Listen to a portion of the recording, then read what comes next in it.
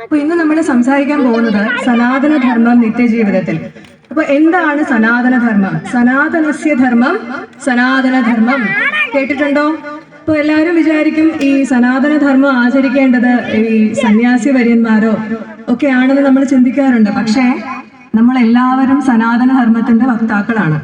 സനാതനധർമ്മത്തിന് പറയുന്ന മറ്റൊരു വ്യാഖ്യാനം എന്ന് പറയുന്നത് ഈശ്വരന്റെ ധർമ്മം അഥവാ നാശമില്ലാത്തതെന്തോ അതാണ് സനാതനധർമ്മം എന്ന് മറ്റൊരു വ്യാഖ്യാനമുണ്ട്. പിന്നീട് പറയുന്നത് എന്തിനേയും തുല്യമായി കാണുന്നതെന്തോ അതാണ് സനാതനധർമ്മം. നമ്മളുടെ ചിന്തകളെയും വിശ്വാസങ്ങളെയും ഉയർത്തിപ്പിടിച്ചുകൊണ്ട് തന്നെ മറ്റുള്ളവയെ അവഹേളിക്കാതിരിക്കലാണ് സനാതനധർമ്മം. ഹിന്ദു ആചരിക്കുന്നത് അതാണ്. ഇന്ന് ഹിന്ദു ഏകത എന്ന് പറഞ്ഞ് നമ്മൾ ആചരിക്കേണ്ട ഒരു അവസ്ഥ വരില്ലായിരുന്നു ഈ ഒരു സനാതനധർമ്മം ശരിയായ രീതിയിൽ ആചരിക്കപ്പെട്ടിരുന്നുവെങ്കിൽ. മഹനീയരായിട്ടുള്ള എല്ലാവർക്കും അത് ചിന്തിക്കാവുന്ന ഒരു കാര്യമല്ലേ? ഹിന്ദു ഏകത നമ്മൾ ഇപ്പോൾ സംസാരിക്കേണ്ടി വരുന്ന ഒരു കാര്യമല്ലായിരുന്നു. സനാതനധർമ്മം ശരിയായ രീതിയിൽ ആചരിക്കപ്പെടണം. അപ്പോൾ ഇത് എവിടെ നിന്ന് തുടങ്ങണം? സനാതനധർമ്മം തുടങ്ങേണ്ടത് എവിടെ നിന്നാണ്? നമ്മളുടെ കുടുംബങ്ങളിൽ നിന്നാണ്. ഇപ്പോൾ നിങ്ങൾ ചോദിക്കാം, ഒരു ഗൃഹസ്ഥന് അല്ലെങ്കിൽ ഗൃഹസ്ഥയായ ഒരു അമ്മയ്ക്ക് അല്ലെങ്കിൽ ഒരു അച്ഛന് എങ്ങനെയാണ് സനാതനധർമ്മം ആചരിക്കാൻ പറ്റുക? നിങ്ങളുടെ കുടുംബത്തെ ധർമ്മനിഷ്ഠയോടെ പോറ്റിയാൽ മാത്രം മതി. എന്തായിക്കോളും? നിങ്ങളുടെ മക്കളെ നല്ല മൂല്യങ്ങൾ പറഞ്ഞ് പഠിപ്പിക്കുക. ഇതൊക്കെ ചെയ്താൽ തന്നെ എന്തായി? സനാതനധർമ്മമായി. പിന്നീട് നമ്മൾ എപ്പോഴും കേൾക്കുന്ന സനാതനധർമ്മം ഘോഷിക്കപ്പെടുന്ന സമയത്ത് എപ്പോഴും കേൾക്കുന്ന ഒരു വാക്യമാണ് ലോകാ സമസ്ത സുഖിനോ ഭവന്തു. ഈ ലോകാ സമസ്ത സുഖിനോ ഭവന്തു അതിന് പറയുന്നതിന് തൊട്ട് മുമ്പുള്ള ഒരു വാക്യം കൂടെ നമ്മൾ ചേർത്ത് പറയും, ഗോ ബ്രാഹ്മണേഭ്യാം ശുഭമസ്തു നിത്യം ലോകാ സമസ്ത സുഖിനോ ഭവന്തു. അപ്പോൾ ഗോക്കളെയും ബ്രാഹ്മണരെയും സംരക്ഷിച്ചു കഴിഞ്ഞാൽ അവിടെ എന്തുണ്ടാവും? ലോകത്തിന് സുഖം ഉണ്ടാവും. അപ്പോൾ നിങ്ങളിൽ ചോദിക്കും, ഗോക്കൾക്കും ബ്രാഹ്മണർക്കും മാത്രം സുഖം മതിയോ? ഞങ്ങൾക്കൊന്നും വേണ്ടേ?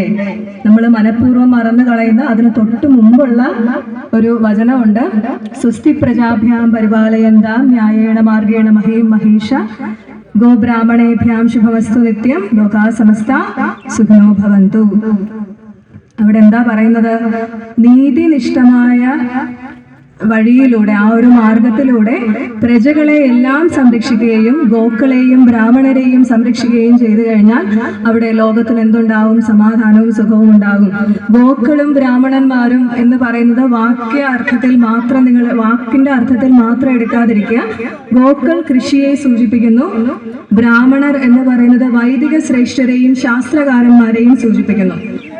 പിന്നീട് ഒരു കുടുംബത്തിലേക്ക് വന്നു കഴിഞ്ഞാൽ നമുക്കറിയാം, ഒരുപാട് പ്രശ്നങ്ങളും പൊരുത്തക്കേടുകളും ഒക്കെ ഉള്ള ഒരു കുടുംബ ബന്ധങ്ങളാണ് ഇപ്പോൾ തകർച്ചയിലേക്കൊക്കെ പോയിക്കൊണ്ടിരിക്കുന്ന ഒരു കുടുംബ ബന്ധമാണ്. അവിടെയാണ് സനാതനധർമ്മത്തിന്റെ പ്രാധാന്യം.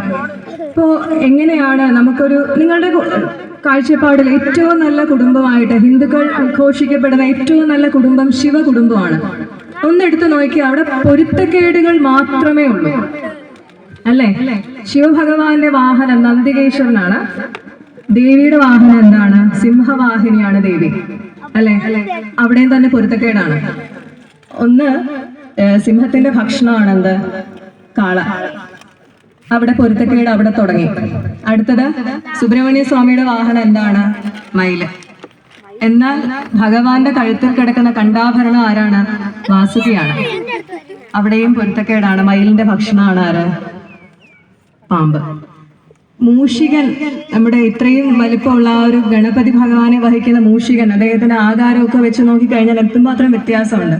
ഈ പൊരുത്തക്കേടുകളെയൊക്കെ അതിജീവിച്ചുകൊണ്ട് എങ്ങനെ ഒരു കുടുംബം ഇത്ര സുദൃഢമായിട്ട് മുന്നോട്ട് കൊണ്ടുപോകാം എന്ന് മനുഷ്യനെ പഠിപ്പിച്ചതാണ് എന്ത്? നമ്മളുടെ സനാതനധർമ്മം. അതുകൊണ്ടാണ് ശിവകുടുംബം ഇത്രത്തോളം നമ്മൾ ആഘോഷിക്കുന്നത്.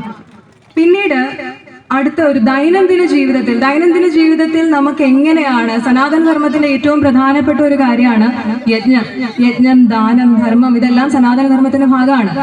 അപ്പോ എങ്ങനെയാണ് ഒരു മനുഷ്യന് ദൈനംദിന ജീവിതത്തിൽ എങ്ങനെ സനാതനധർമ്മം ആചരിക്കാം? നിങ്ങൾ കൃത്യതയോടെയും ഏകാഗ്രതയോടും കൂടി ചെയ്യുന്ന എന്ത് കർമ്മമായാലും അതെന്താണ്?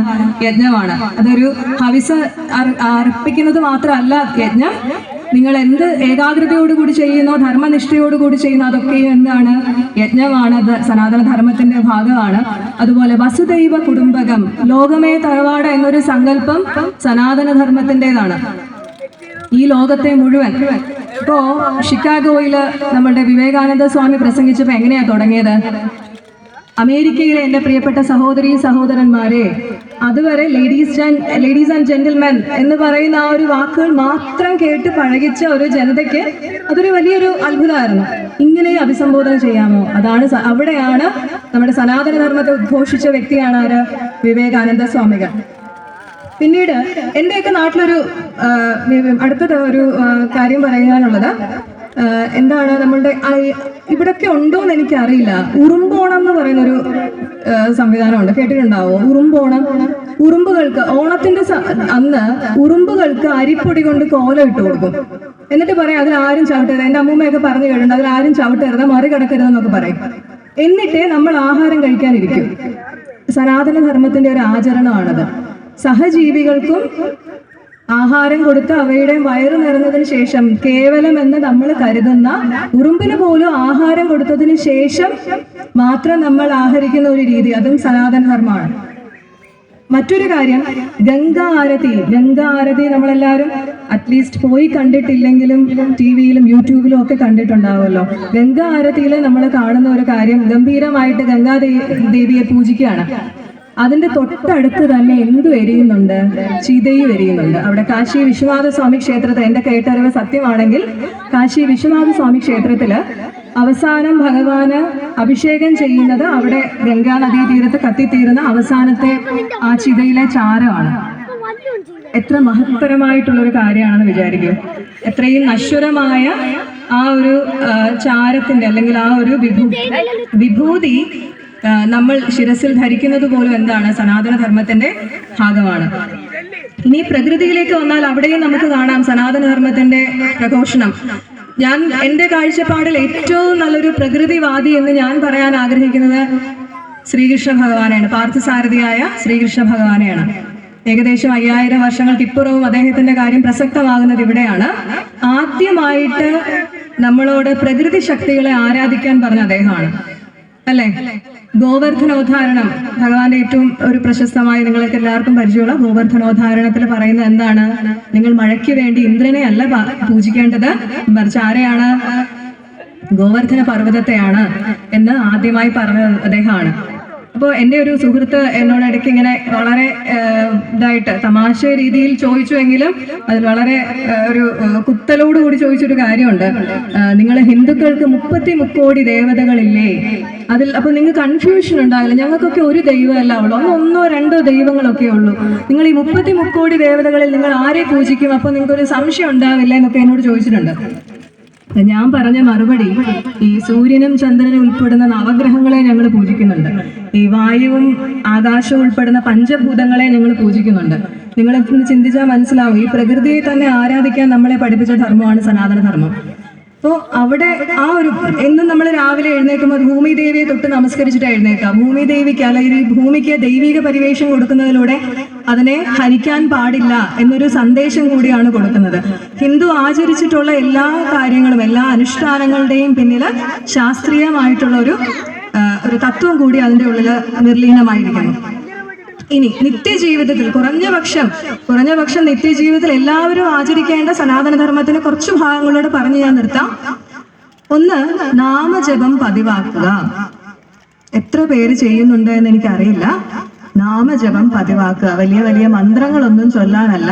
ഹരേ രാമ രാമ രാമ ഹരേ ഹരേ, ഹരേ കൃഷ്ണ കൃഷ്ണ കൃഷ്ണ ഹരേ ഹരേ എന്നെങ്കിലും ജപിക്കാനുള്ള ആർജവം നമ്മുടെ കുഞ്ഞുങ്ങൾക്ക് ഉണ്ടാവണം. എൻ്റെ സ്വന്തം നാട് പത്തനംതിട്ടയാണ്, എൻ്റെ ഹസ്ബൻഡിന്റെ നാടാണ് ഇവിടെ. ഞാനൊരു ആറന്മുളക്കാരിയാണ്. അഭിമാനത്തോടു കൂടി ഞാൻ പറയും, പൈതൃക ഗ്രാമമായ ആറന്മുളയിൽ നിന്ന് വന്നതുകൊണ്ട് മാത്രമാണ് സനാതനധർമ്മം ഘോഷിക്കാൻ എനിക്ക് നിങ്ങളുടെ മുമ്പിൽ നിൽക്കാൻ പറ്റുന്നത്. കാരണം നമുക്ക് അവിടെ നിന്ന് കിട്ടുന്ന ആ ഒരു ഇൻപുട്ട് അങ്ങനെയൊക്കെ ആയിരുന്നു. അപ്പോൾ അവിടെയൊക്കെ ഗോവിന്ദ തിരുനാമ സങ്കീർത്തനം എന്ന് പറഞ്ഞു കഴിഞ്ഞാൽ തിരിച്ച് ഗോവിന്ദ ഹരിഗോവിന്ദ എന്ന് പറയുന്ന ഒരു സങ്കല്പം ഉണ്ടായിരുന്നു. അങ്ങനെ ഒരു ചിട്ട ഉണ്ടായിരുന്നു. അപ്പൊ ഇവിടെ എത്ര പേരങ്ങനെ പാലിക്കും എന്നൊന്നും എനിക്കറിയില്ല. അപ്പോൾ അവിടെ ഈ സ്ഥിരമായിട്ട് എൻ്റെ ഗ്രാൻഡ് ഫാദർ ഉള്ള സമയത്ത് അദ്ദേഹത്തിന് നിർബന്ധമായിരുന്നു എല്ലാവരും ഉറപ്പായിട്ട് നാമം ജപിച്ചിരിക്കണം, സന്ധ്യാനാമം ജപിച്ചിരിക്കണം. അന്നൊക്കെ വഴക്ക് പറയായിരുന്നു. പക്ഷെ ഈ വഴക്ക് പറയുന്നതിൻ്റെ ഒക്കെ പിന്നിലുള്ള ആ ഒരു തത്വം പിന്നീട് ജീവിതത്തിൽ വളരെ കാലം കഴിഞ്ഞിട്ടാണ് എനിക്ക് മനസ്സിലായത്. ഈ നാമജപത്തിന്റെ അന്ന് എനിക്ക് ഓർമ്മയുണ്ട്, ചെറിയൊരു ബുക്കൊക്കെ വെച്ചിട്ട് ഇങ്ങനെ നമ്മൾ അക്ഷരം തൊട്ടൊക്കെയാ വായിക്കുക. ഉണ്ടാകുന്ന അക്ഷരശുദ്ധി ഉണ്ടാകും, ഉച്ചാരണ ശുദ്ധി ഉണ്ടാവും. നമ്മൾ അങ്ങനെ ജീവിതത്തിൽ ഒരുപാട് ജ്ഞാനപ്പാനയൊക്കെ പഠിക്കുമ്പോൾ അന്ന് വെറുതെ ചൊല്ലിവിട്ട ജ്ഞാനപ്പാനയ്ക്കൊക്കെ എന്തുമാത്രം അർത്ഥതലമാണുള്ളതെന്ന് പിന്നീട് മലയാളം ടീച്ചറ് 9th സ്റ്റാൻഡേർഡിൽ പഠിപ്പിക്കുമ്പോഴാണ് എനിക്ക് ബോധ്യം ഉണ്ടായത്. അപ്പോൾ അത്രത്തോളം വേദാന്തമാണ് നമ്മൾ കേട്ട് വളരേണ്ടത്. പിന്നീട് ലളിതാ സഹസ്രനാമത്തിൽ നമ്മൾ വരുമ്പോൾ അതൊരു ശരിക്കും ഒരു പ്രാണായാമമായിട്ട് തന്നെ നമുക്ക് കരുതാം. ശ്രീമാതാ ശ്രീ മഹാരാജ്ഞി ശ്രീമത് സിംഹാസനേശ്വരി ചിദഗ്നികുണ്ഠ സംഭൂത ദേവകാര്യ സമുദ്യത, ഇത്രയും പറയുമ്പോൾ തന്നെ ഒരു പ്രാണായാമത്തിന്റെ ഒരു ഇഫക്റ്റ് ആണ്. അത് റിതമിക്കായിട്ട് നമ്മൾ ചൊല്ലി വരുമ്പോൾ പ്രാണായാമത്തിന്റെ ഫലം കിട്ടുന്ന മന്ത്രങ്ങളാണ്. മന്ത്രദീക്ഷ ഒന്നും ഇല്ലെങ്കിലും, മന്ത്രം പഠിച്ചില്ലെങ്കിലും, ചൊല്ലിയില്ലെങ്കിൽ അറ്റ്ലീസ്റ്റ് നാരായണ മന്ത്രം ജപിക്കാനുള്ള ഒരു ആർജവമെങ്കിലും കാണിക്കാം. അടുത്തത് ധർമ്മോ രക്ഷതി രക്ഷിത, ധർമ്മത്തെ രക്ഷിക്കുന്നവനെ ആര് രക്ഷിച്ചോളും? ധർമ്മം തന്നെ രക്ഷിച്ചോളും. ആദ്യം കുറച്ച് ബുദ്ധിമുട്ടൊക്കെ ഉണ്ടാവും, പക്ഷേ ധർമ്മം എന്ത് ചെയ്തോളും? നമ്മൾ സംരക്ഷിച്ചാൽ ധർമ്മം ഒരിക്കലും നമ്മളെ കൈവിടില്ല. പിന്നെ സഹജീവികളെ, അതായത് ജീവജാലങ്ങളെ ഒന്നിനെ ഉപദ്രവിക്കാതിരിക്കുക. പിന്നീട് മാതാപിതാക്കളെയും ഗുരുജനങ്ങളെയും ബഹുമാനിക്കുക സനാതനധർമ്മത്തിന്റെ ഭാഗമാണ്. പിന്നീട് വളരെ ഇമ്പോർട്ടൻ്റ് ആയിട്ടുള്ള ഒരു കാര്യം, ആചാരങ്ങളും അനുഷ്ഠാനങ്ങളും അവയുടെ ശാസ്ത്രീയത മനസ്സിലാക്കി ആചരിക്കാൻ നമ്മൾ ശീലിക്കുക.